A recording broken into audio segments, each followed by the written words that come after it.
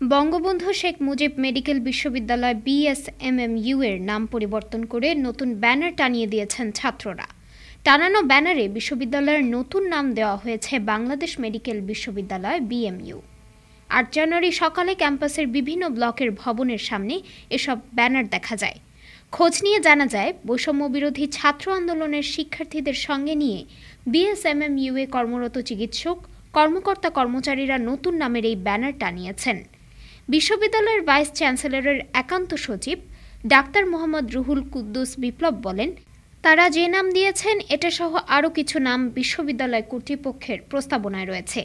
আগামী 2 থেকে 3 কর্মদিবসের মধ্যে এ নিয়ে দাপ্তরিক সিদ্ধান্ত আসতে পারে।